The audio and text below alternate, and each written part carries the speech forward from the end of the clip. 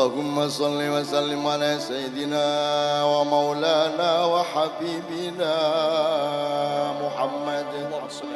Assalamualaikum warahmatullahi wabarakatuh. Saya Indri Larasati dari kelas PIC semester 6 akan memaparkan materi tentang manajemen kelas. Materi pertama yaitu tentang pengertian manajemen kelas.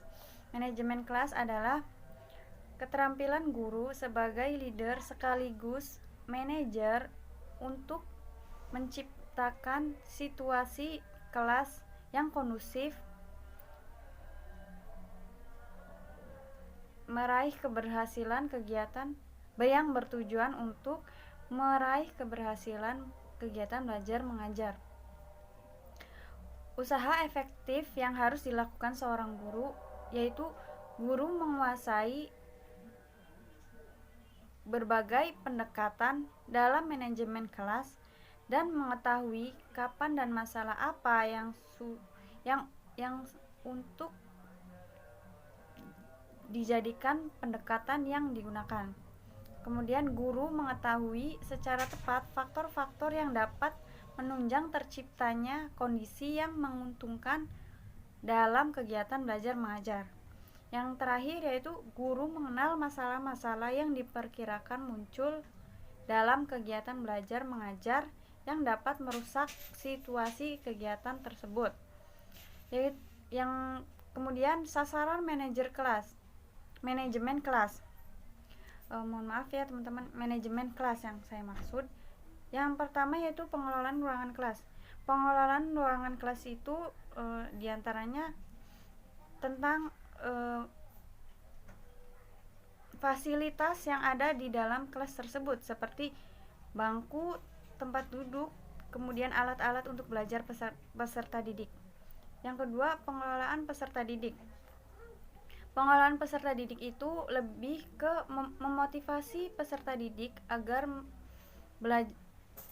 mereka semangat dalam belajar dan mudah untuk memahami materi yang akan diberikan oleh guru tersebut. Yang poin B yaitu ruang lingkup manajemen kelas. Manajemen kelas kurikulum yang pertama yaitu manajemen kurikulum. Kurikulum adalah suatu cakupan kerja yang digunakan oleh guru sebagai pedoman yang akan dicapai di dalam proses belajar mengajar. Yang kedua, manajemen peserta didik.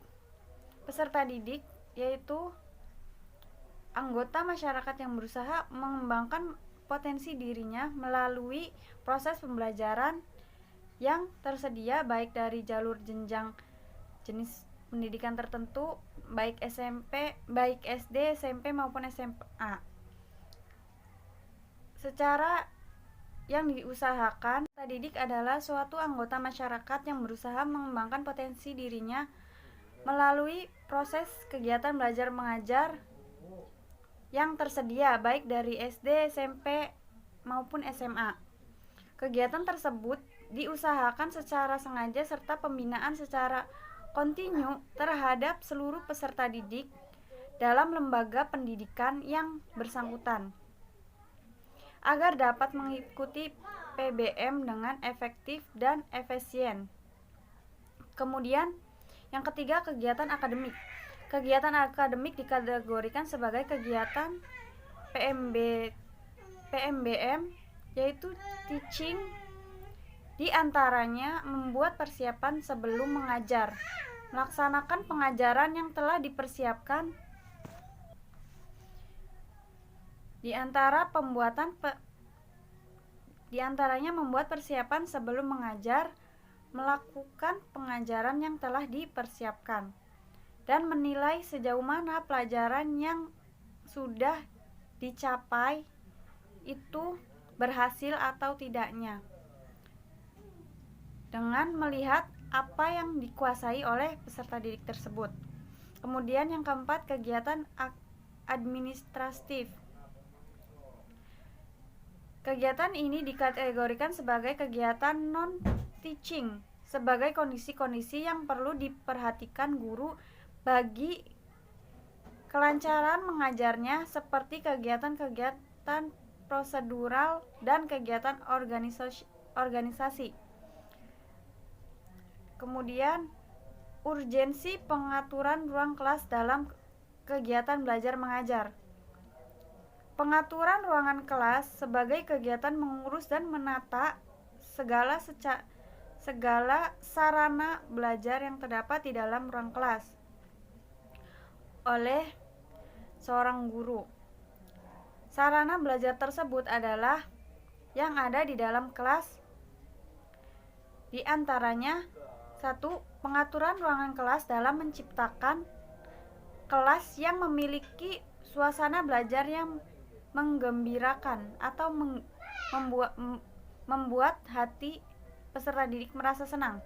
Kemudian, pengaturan ruangan kelas dalam memungkinkan guru dan juga peserta didik untuk bergerak secara leluasa di dalam kelas.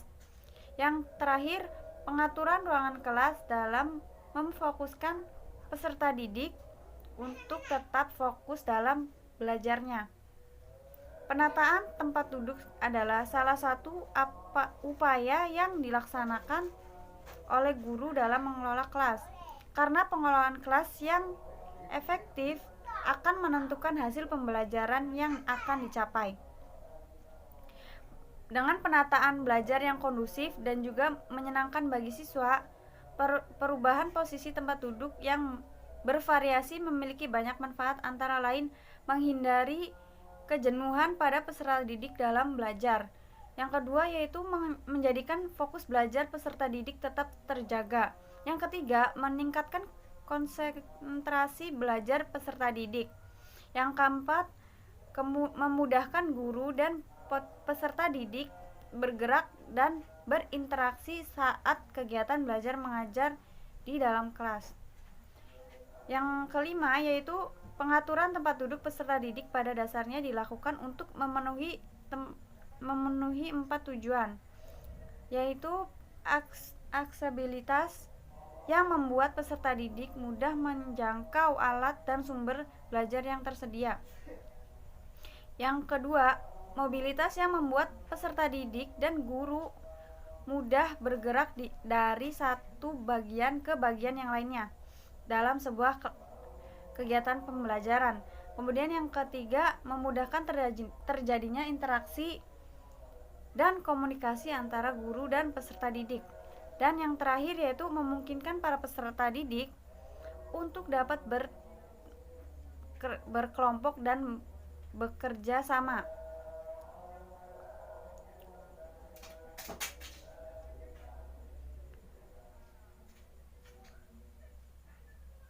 D. Kegiatan manajemen kelas. Kegiatan manajemen kelas diantaranya mengelola lingkungan kelas. Salah satu faktor penting dalam belajar yaitu lingkungan kelas yang nyaman, aman, dan menyenangkan. Kemudian, penegakan disiplin kelas. Disiplin adalah kesediaan untuk memenuhi ketertiban agar anak didik dapat belajar dengan baik dan nyaman. Kemudian yang ketiga, kontrol perilaku anak didik. Perilaku anak didik merupakan masalah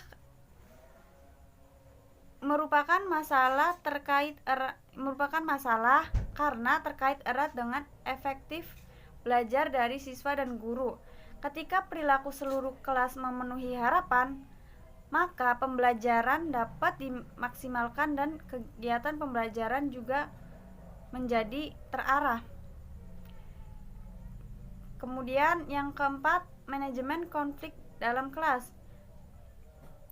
Kelas yang baik adalah kelas yang di dalamnya selalu terdapat interaksi baik antara guru maupun peserta didik dan siswa.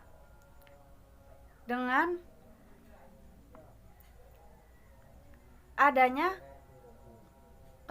kesalahpahaman atau konflik yang muncul, maka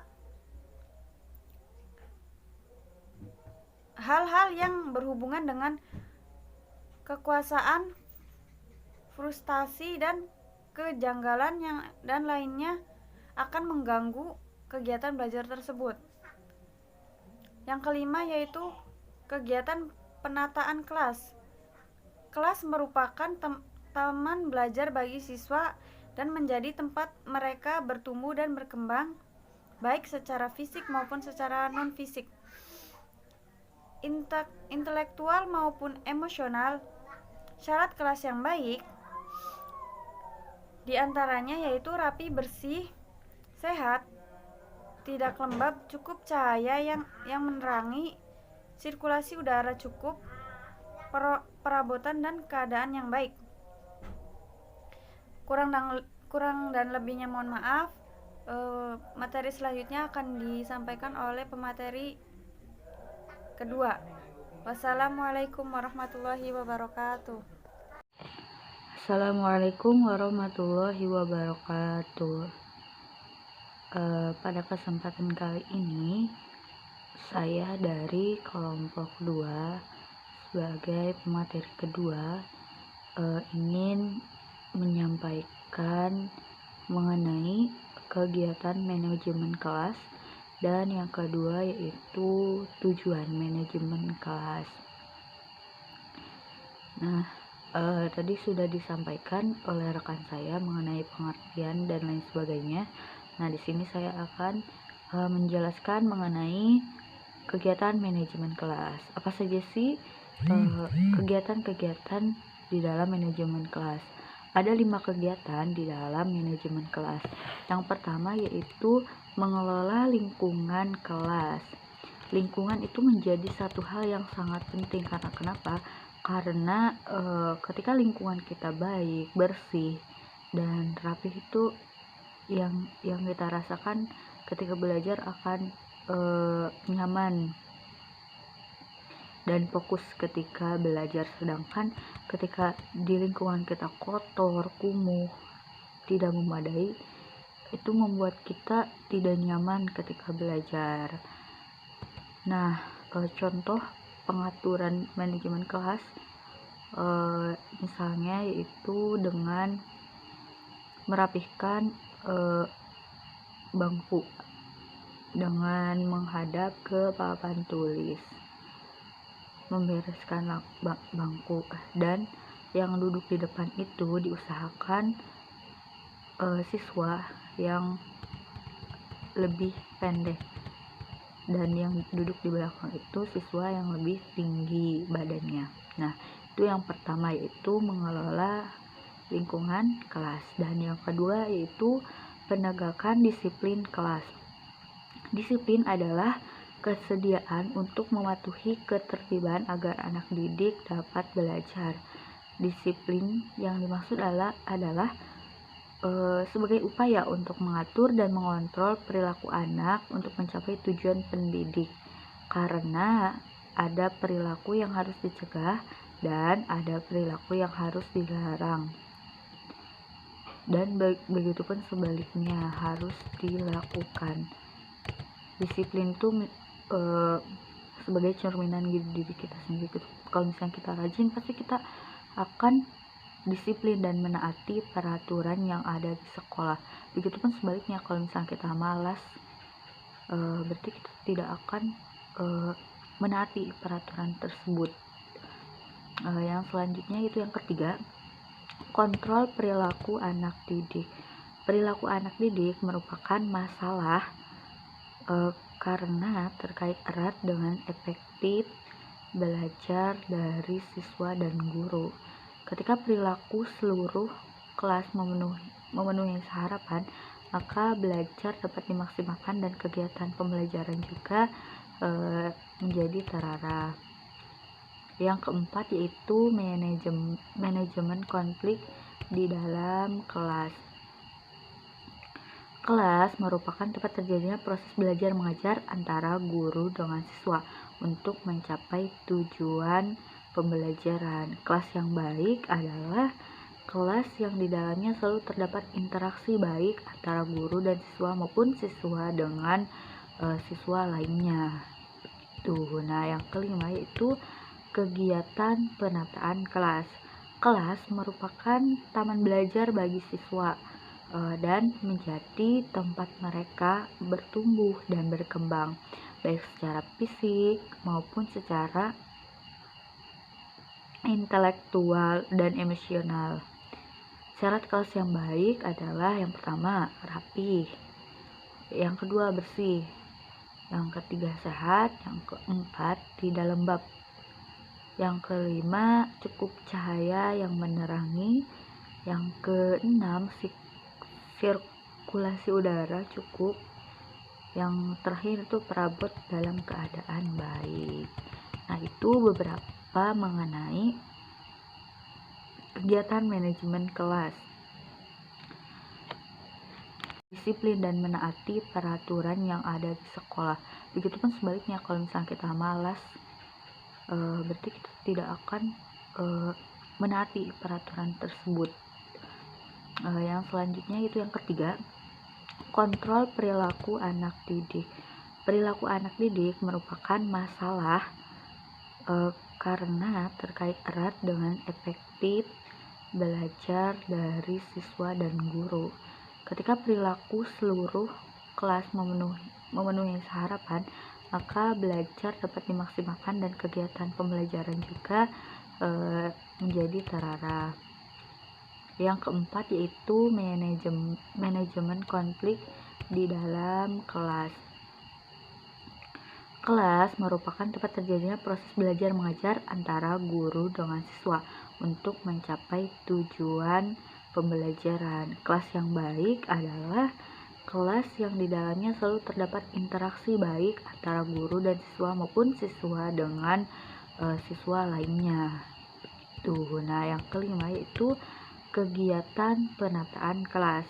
Kelas merupakan taman belajar bagi siswa dan menjadi tempat mereka bertumbuh dan berkembang, baik secara fisik maupun secara intelektual dan emosional. Syarat kelas yang baik adalah yang pertama, rapi, yang kedua, bersih, yang ketiga, sehat, yang keempat, tidak lembab, yang kelima, cukup cahaya yang menerangi, yang keenam, sirkulasi udara cukup, yang terakhir itu perabot dalam keadaan baik. Nah, itu beberapa mengenai kegiatan manajemen kelas dan pengelolaan. Yang pertama yaitu untuk mewujudkan situasi dan kondisi kelas baik sebagai lingkungan belajar maupun sebagai kelompok belajar. Yang kedua yaitu menghilangkan berbagai hambatan belajar yang dapat menghalangi terwujudnya kegiatan belajar.